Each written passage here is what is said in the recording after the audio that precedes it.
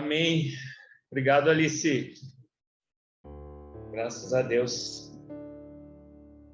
Vamos dar continuidade, então, irmãos, ao capítulo 10 de 1 Coríntios. Já deve estar com a tua Bíblia aberta aí. Capítulo 10 de 1 Coríntios, nós estudamos a primeira parte ali que falava da idolatria, né? A gente passeou, a gente fez uma viagem ali no Antigo Testamento, onde Paulo ressalta aos irmãos ali que tudo que tinha acontecido com aqueles antepassados, com os pais deles, tinha ficado registrado como exemplo para nós, como advertência. Depois ele vai falando também que nenhuma tentação sobreveio que não fosse humana. Aí nós vimos lá em Tiago, né, sobre a cobiça, sobre a tentação, né, sobre o nosso coração que é cobiçoso. Também vimos em Romanos ali aquele Deus da consolação, aquele Deus da paciência, que faz com que a gente ande unidos, né, que a gente tenha paciência uns com os outros, que a gente venha acessar o Espírito da comunhão, o Espírito Santo, que é esse Consolador. E aí agora nós vamos continuar a partir do verso 14, nós terminamos ali no 13, certo? Estão me acompanhando? Terminamos ali no 13, vamos continuar agora a partir do verso 14 do capítulo 10 de 1 Coríntios.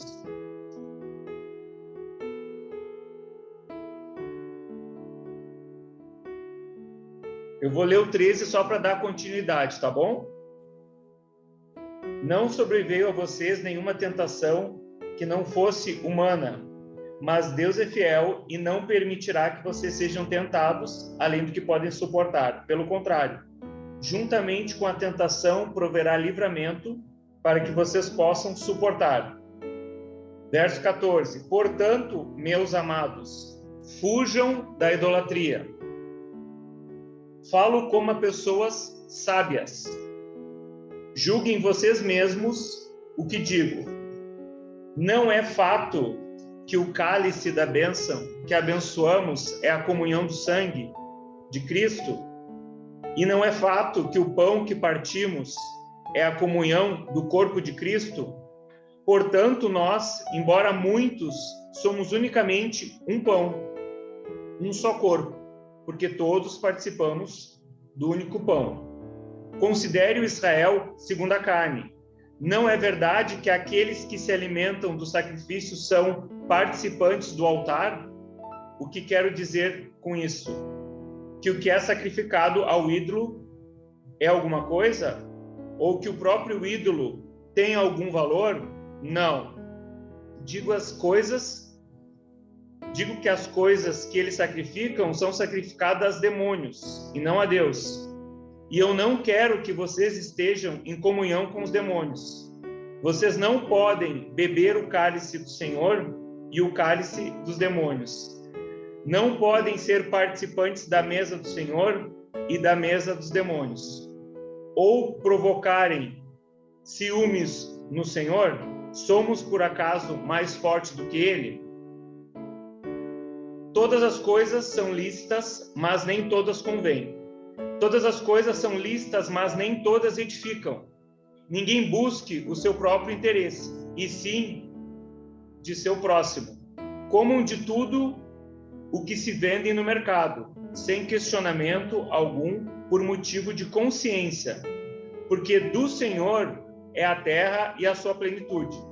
Se alguém que não é crente convidá-lo para comer, e vocês quiserem ir, comam de tudo o que for posto diante de vocês, sem questionamento algum. Por alguns, por motivo de consciência. Porém, se alguém disser a vocês, isso é coisa sacrificada a ídolo, não comam por causa daquele que deu a informação e por motivo de consciência.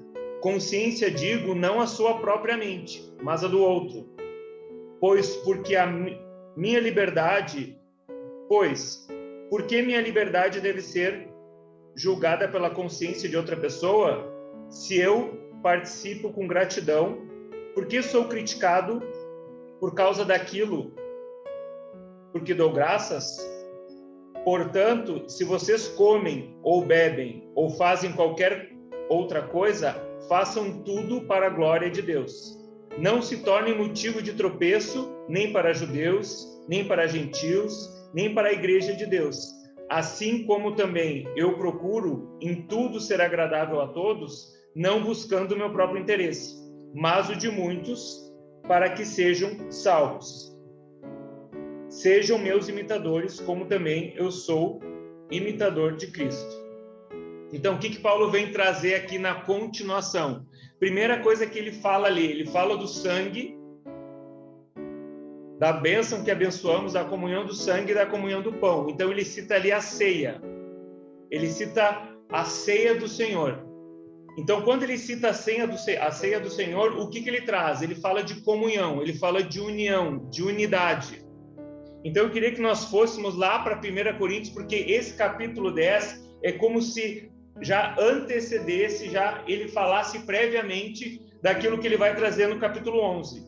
Ele vai falar um pouco ali das mulheres, depois vai falar da instrução, vai falar do capítulo 12, dos dons espirituais. Então ele traz uma prévia, ele já vai preparando os irmãos para aquilo que ele falou antes, com relação à idolatria, aquela advertência, com relação à cobiça, ao coração do homem que é enganoso e desesperadamente corrupto. E aí ele fala agora dessas duas mesas, dessa comunhão, desse fazer parte, desse participar. Não tem como participar da mesa de demônios. Ele cita aqui também Levítico e Deuteronômio. Quando ele fala ali da questão daquele que come do sacrifício que está sendo feito, ele cita Levítico capítulo 7, verso 6. Ele vai lá para o Antigo Testamento. E quando ele fala desse sacrifício a demônios, ele cita Cântico de Moisés. Quando Moisés fala à congregação de Israel, que está lá em Deuteronômio. Deuteronômio 32. Não vamos precisar abrir, eu só estou citando, depois se tu quiser ler. É muito interessante o que Moisés traz ali à congregação de Israel, a partir de tudo o que eles já tinham feito. Então, o que Paulo está trazendo aqui? Paulo está citando a ceia do Senhor. Paulo está falando ali,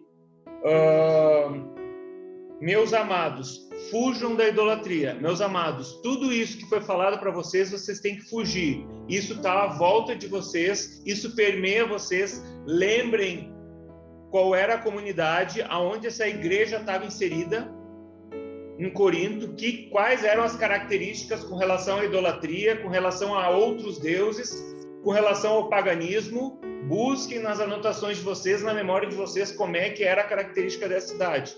Então ele está dizendo, fujam, isso vai ser oferecido a vocês, vão haver banquetes aqui, mas vocês vão ter que fugir, vocês vão ter que discernir o local onde vocês vão estar sendo inseridos. Nós vamos falar um pouco de discernimento também nessa noite. Então ele diz, meus amados, fujam da idolatria, falo como a pessoas sábias, julguem vocês mesmos o que eu digo. Olha só, vocês já vão começar a ter uma consciência apta para poder ouvir e poder também estar discernindo aquilo que eu estou falando. Eu estou trazendo aqui para vocês poderem pensar. Amém, irmãos? Vamos tentar relacionar agora com aquilo que a gente tem vivido no nosso dia a dia, na comunhão, nas inserções, onde a gente tem sido lançado na cidade. Não é fato que o cálice da bênção que abençoamos é a comunhão do sangue de Cristo? Não é fato que o pão que partimos é a comunhão do corpo de Cristo? Porque nós, embora muitos, somos unicamente um pão, um só corpo, porque todos somos participantes do único pão. E aí ele cita 1 Coríntios 11, 23, 26, que é aquele texto que a gente cita durante a ceia do Senhor. Ele cita ali quando Jesus fala, façam isso em memória de mim. Amém? Queria que vocês acompanhassem um pouquinho mais à frente, 1 Coríntios, capítulo 11, verso 23. Também tem citações lá em Mateus, mas eu queria que vocês acompanhassem aqui, porque ele traz uma prévia do que ele vai trabalhar com os irmãos com relação à ceia. com relação ao egoísmo, ao estar buscando seus próprios interesses, e no decorrer, no final do 10, a gente vai estar estudando mais a fundo isso.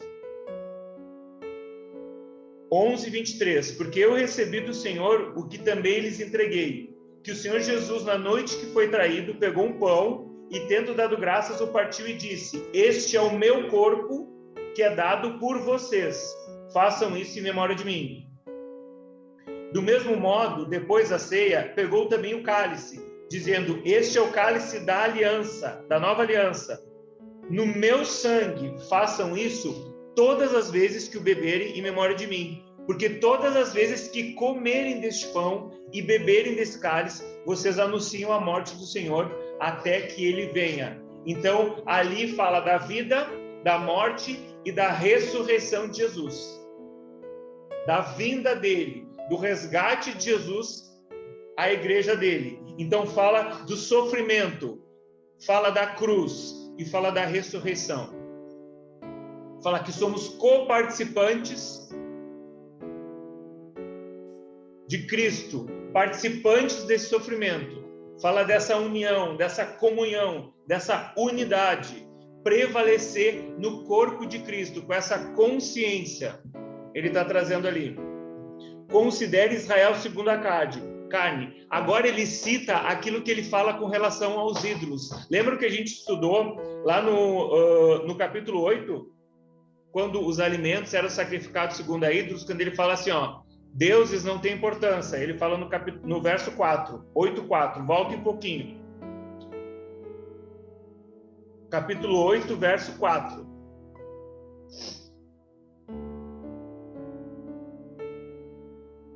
Quanto a comer alimentos sacrificados a ídolos, sabemos que o ídolo por si mesmo nada é no mundo, e não há senão um só Deus.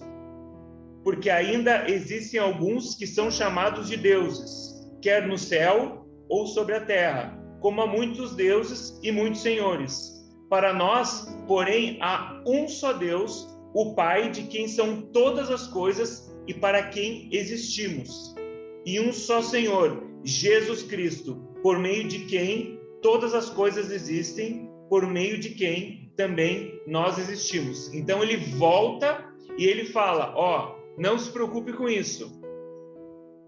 Não se detenham nisso. Não é verdade que aqueles que se alimentam do sacrifício são participantes do altar? Foi o que eu citei em Levítico capítulo 7. O que quero dizer com isso? Que é sacrificado ao ídolo é alguma coisa? Ou que o próprio ídolo tem algum valor? Não. Então ele refere 1 Coríntios 8:4. Digo que as coisas são sacrificadas demônios e não a Deus. E eu não quero que vocês estejam em comunhão com os demônios. Ele fala isso lá em Deuteronômio, como eu citei antes. Vocês podem beber do cálice do Senhor e o cálice dos demônios. Não podem ser participantes da mesa do Senhor e da mesa de demônios. E é aqui que eu quero que a gente fale um pouquinho com relação à comunhão com Deus e à comunhão com os irmãos. Aqui eu quero que a gente preste atenção. Tá? Ele está trazendo ali uma referência lá no Antigo Testamento, mas eu quero que a gente atente à questão da comunhão, à questão da unidade. Ele traz a comunhão com Deus. Não tem como a gente participar da mesa do Senhor e da mesa dos demônios. Não tem como a gente servir ao Senhor e servir a outros deuses.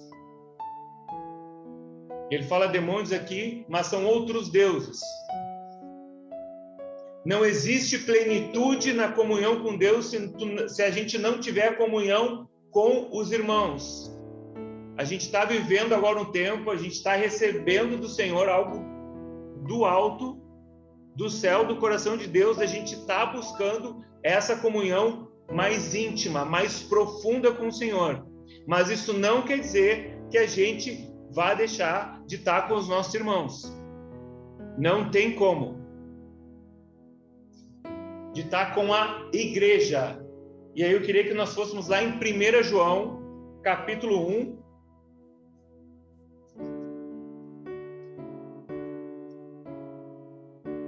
Primeira carta de João, capítulo 1,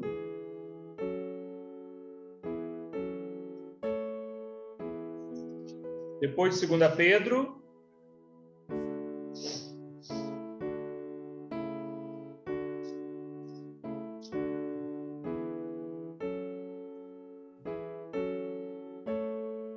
Primeira João, capítulo 1. Quem conseguiu, dá um joinha, um ok. 1 João, capítulo 1, verso 5. A mensagem que dele ouvimos e que anunciamos a vocês é esta: Deus é luz, e não há nele treva alguma. Se dissermos que mantemos comunhão com ele e andarmos nas trevas, mentimos e não praticamos a verdade. Se andarmos na luz, como ele está na luz, mantemos comunhão uns com os outros. E o sangue de Jesus, seu Filho, nos purifica de todo pecado. Lembra que a gente falou lá do cálice e do pão? Verso 8. Se dissermos que não temos pecado nenhum, a nós mesmos enganamos. E a verdade não está em nós. Se confessarmos os nossos pecados, ele é fiel e justo para nos perdoar os pecados e nos purificar de toda injustiça.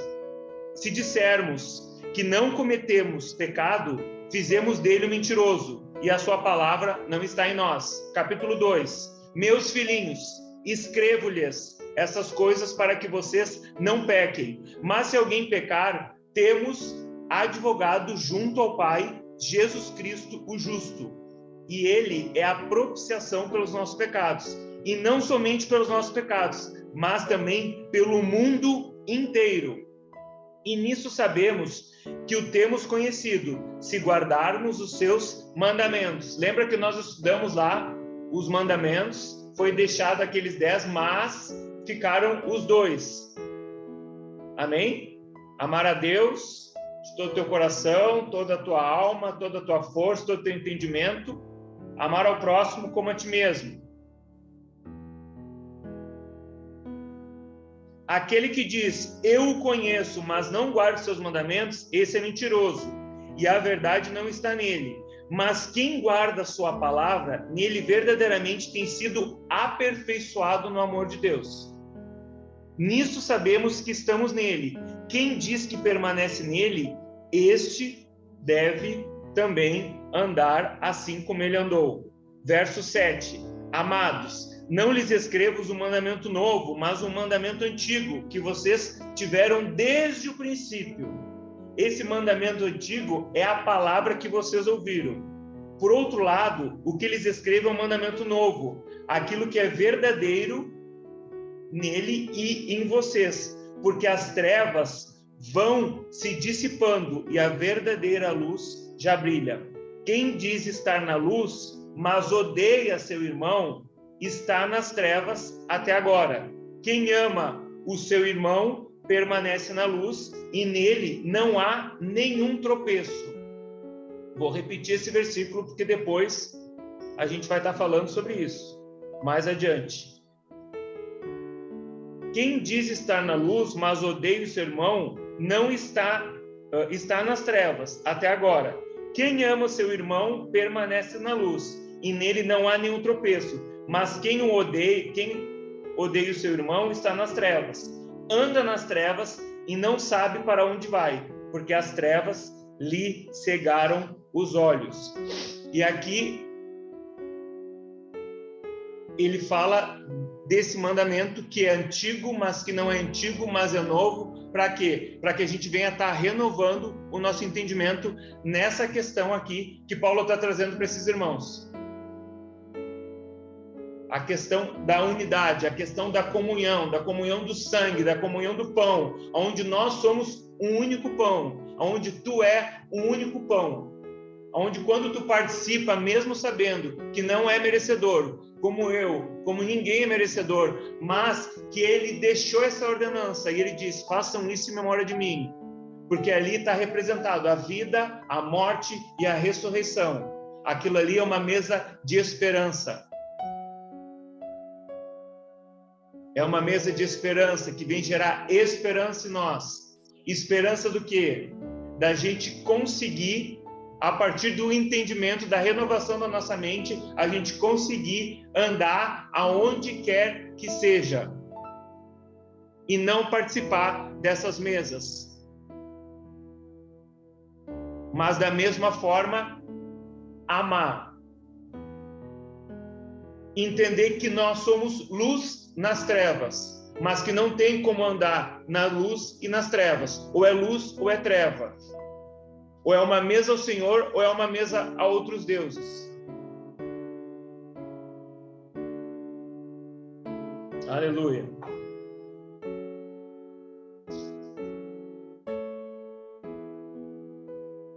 E é interessante que ele traz aqui a questão do discernimento. Do discernimento ali, para a gente poder entender, e mais adiante a gente vai ver esse discernimento. Mas antes eu quero trazer que ele fala de amor. Paulo está trazendo ali o amor. E lá, avança um pouquinho, 1 João 4, a gente vai estar lendo a partir do verso 16. 4:16.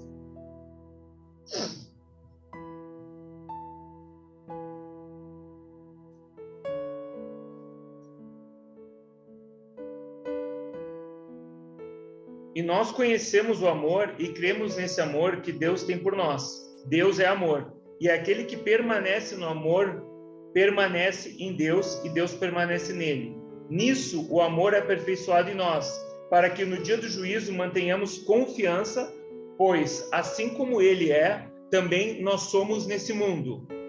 Assim como ele é, também nós somos nesse mundo. No amor não existe medo, pelo contrário, o perfeito amor lança fora o medo, porque o medo envolve castigo, e quem teme não é aperfeiçoado no amor. Nós amamos porque ele nos amou primeiro. Se alguém disser amo a Deus, lembra que a gente falou antes da comunhão, da unidade, do amar a Deus e amar ao próximo como fomos amados, como fomos resgatados. Verso 19, nós amamos porque ele nos amou primeiro.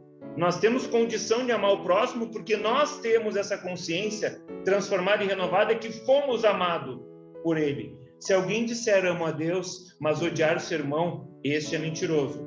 Pois quem não ama o seu irmão, a quem vê, não pode amar a Deus, a quem não vê.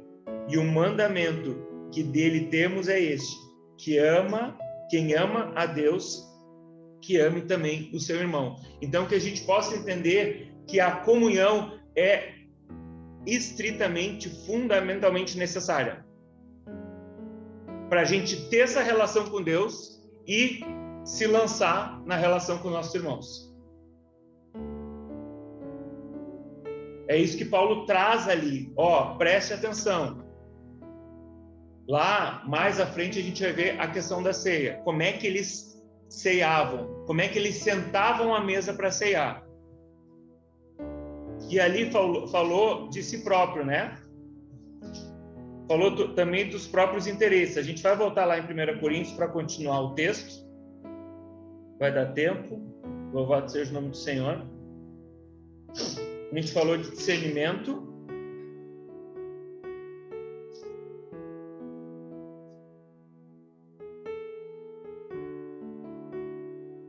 Eu não vi a Vicky aí. Eu lembrei do louvor quando estava lendo essa palavra aqui. Fala dessa graça, desse amor, né? Desses ciúmes, né? Fala no final ali, ou provocaremos ciúmes no Senhor. Verso 22. E aí, a partir desse entendimento que Paulo traz ali, desse entendimento de comunhão, desse entendimento de unidade, desse entendimento de relação com Deus, com um único Deus, como ele fala lá no capítulo 8, e também agora com os irmãos, ele começa a trazer como tem que ser essa relação, como tem que ser esse cuidado. A gente viu ali a questão do tropeço, como tem que ser essa relação. E esse versículo aqui, 23, a gente vê também no capítulo 6. Vocês lembram? a gente vê no capítulo 6, no verso 12. Todas as coisas são lícitas, mas nem todas convêm. Todas as coisas são lícitas, mas nem todas edificam. Então esse versículo a gente ouve muito, o pastor citou muito ele, né? A gente cita muito, não convém para quem? Não convém para nós? Não convém para o outro. Todas as coisas são lícitas, mas nem todas convém. Todas as coisas são lícitas, mas nem todas edificam. Ninguém busca o seu próprio interesse, e sim o do seu próximo. Então a gente não pode buscar o nosso próprio interesse, mas sim o do nosso próprio. E aí ele fala ali de comida, a gente trabalhou isso. A questão da comida, que não é comida e não é bebida. E aqui Paulo lança os irmãos na relação desse cuidado que a gente tem que ter com o nosso próximo. Com base no quê? Com base na consciência. Ele fala 3 vezes, ele cita 3 vezes aqui a palavra consciência, até o final desse capítulo. Cuidado com a consciência do outro. Cuidado para não ser pedra de tropeço para o outro. Isso nós estudamos no capítulo 9, no capítulo anterior. Lembram? Vocês têm anotado isso.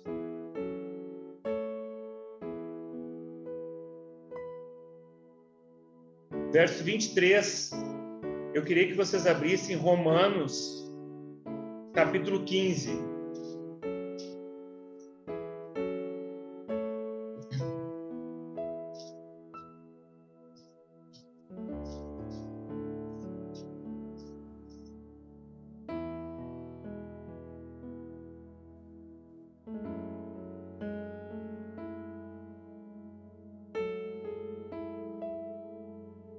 Verso 2: portanto, cada um de nós agrade ao próximo no que é bom para a edificação. Avance um pouquinho, passamos Coríntios e vamos a Filipenses, capítulo 2.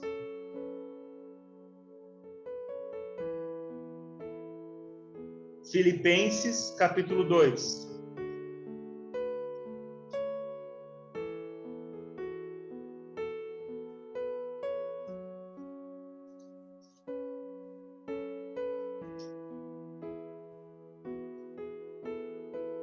Verso 1.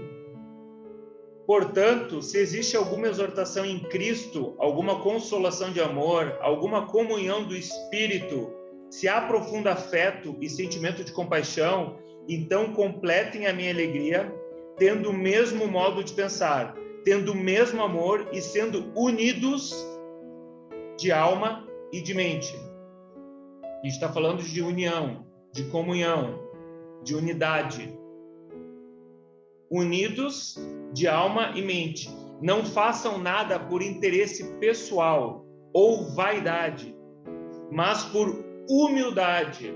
A gente falou muito, né, essa semana, né? Que a gente precisa estar se humilhando, a gente precisa estar buscando esse coração humilde, esse coração quebrantado. Humildade, cada um considerando os outros superior a si mesmo. Lembram lá no início, quando a gente se reunia, quando a gente conversava, quando a gente tinha as nossas rodas de conversa, que a gente sempre falava que a gente sempre tinha que se enxergar menor do que o outro, sempre tinha que se enxergar pior do que o outro, sempre tinha que se enxergar mais pecador do que o outro. Para quê? Para que nada fosse por vaidade, para que a gente não viesse se vangloriar. Então, o que Paulo está trazendo ali com relação à comida e com relação à alimentação, quando ele discorre ali o final do capítulo 10, ele está dizendo, ele fala do mercado, ele está dizendo, se alguém oferecer uma comida, onde tu for, tu sentar, te oferecerem, tu come. Mas se disserem que aquela comida ali, foi oferecida e foi consagrada a outros deuses, não come. Por causa de quem? Por causa daquele que falou. Para tu não ser pedra de tropeço, para tu não vir a ser um tropeço na consciência do teu irmão, não vier a confundir ele. Isso a gente já estudou antes. Então parece que ele vem resgatar isso.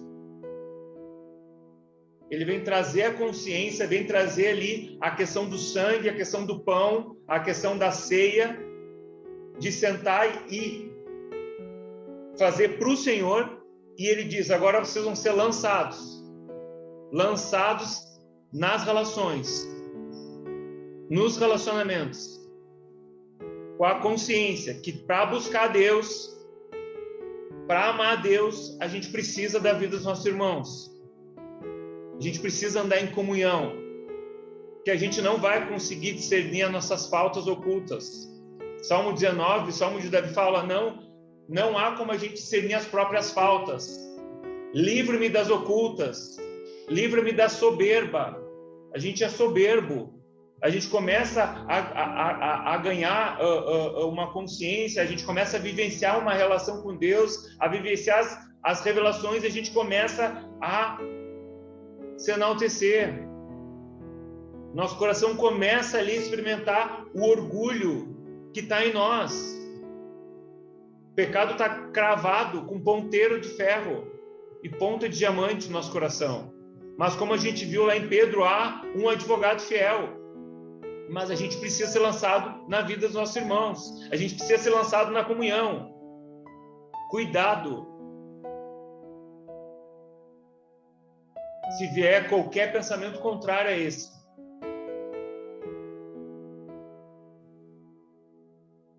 Não façam nada por interesse pessoal ou vaidade, mas por humildade, cada um considerando os outros superior a si mesmo. Não tendo em vista somente o seu próprio interesse, seus próprios interesses, mas também os dos outros.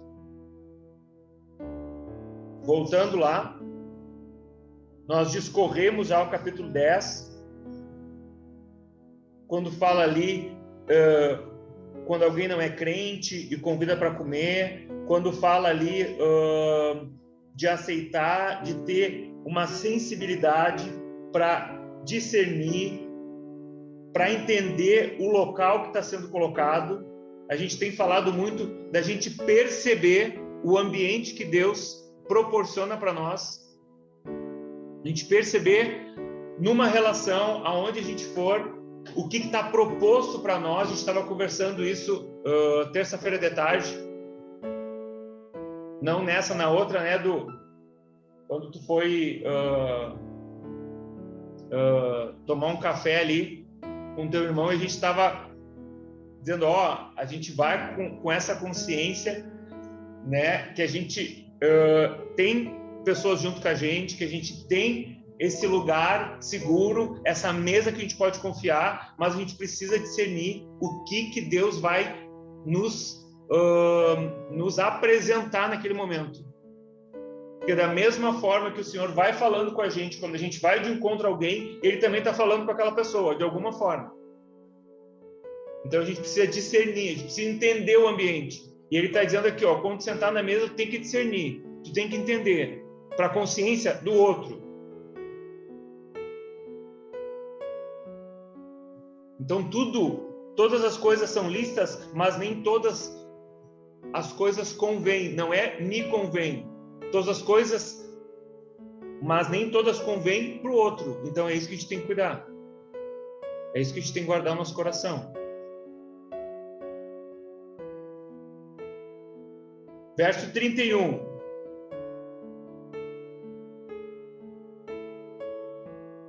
Não, vamos no 29. No 28, desculpa. 1 Coríntios 10, 28. Foi o que eu citei antes, só para a gente dar seguimento aqui.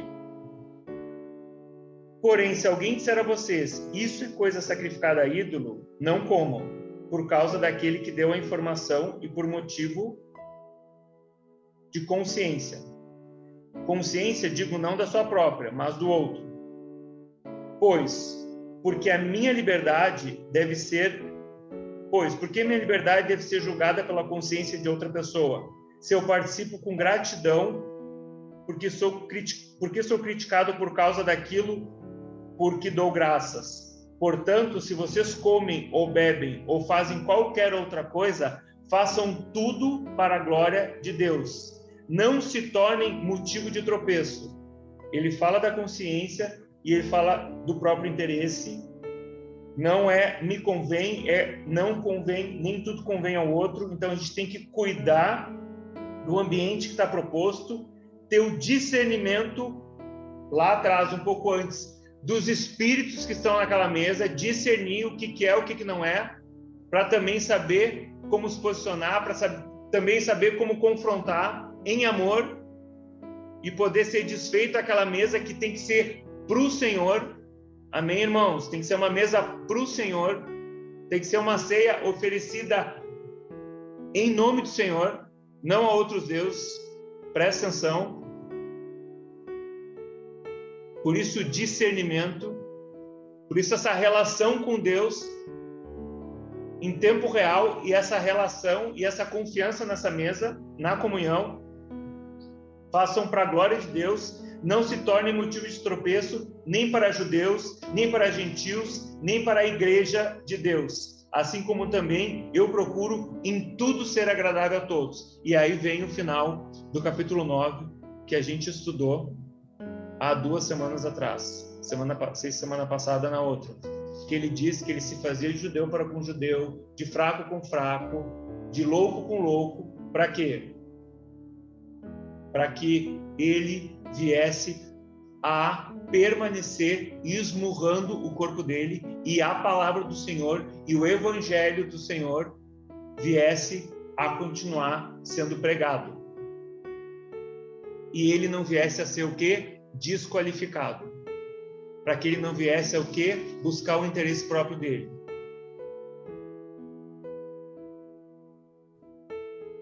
Ser agradável, 33. Assim como também eu procuro em tudo ser agradável a todos, não buscando o meu próprio interesse, mas o de muitos, para que sejam salvos. Sejam meus imitadores, como também eu sou imitador de Cristo. É como se ele dissesse, me imitem. Tudo que eu trouxe até aqui, linka tudo que eu falei, desde lá do capítulo 1, agora falando para vocês, até o capítulo 10, se a gente for começar a pensar, parece uma sequência que Paulo vem falando para os irmãos. O capítulo 9 ficou muito marcado, o final do capítulo 9, para mim, pelo menos, ficou muito marcado aquele esmurrar, aquele que percorre ali um percurso, mas não como aquele que dá soco no vento, mas aquele que tem uma meta, mas aquele que discerne, mas aquele que está atento, aquele que não está disperso, aquele que sabe onde está sentado, aquele que sabe quem está diante dele, aquele que sabe que é o pior, aquele que sabe que seus interesses não valem mais nada, aquele que deixou tudo como esterco para conhecer a Cristo e prosseguir em conhecer a Cristo na carreira que estava proposta para ele. Aquele que combateu o bom combate, percorreu uma carreira e guardou a fé. Aquele que combateu o bom combate, guardando a fé. Aquele que percorreu uma carreira, guardando a fé. E no final, estava com a fé guardada. Que é esse ouvido para o Senhor. Esse ouvido para a voz de Deus. E também esse coração humilhado, para ouvir aquilo que os irmãos têm, e esse coração ousado também para participar. Discernimento.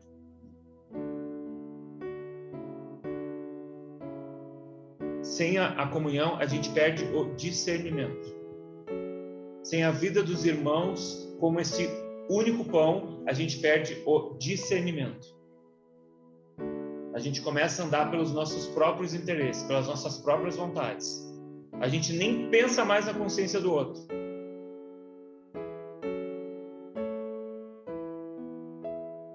E daqui a pouco a gente está levantando Deus. A gente está sentando na mesa sozinho. Mas idolatrando com o nosso coração.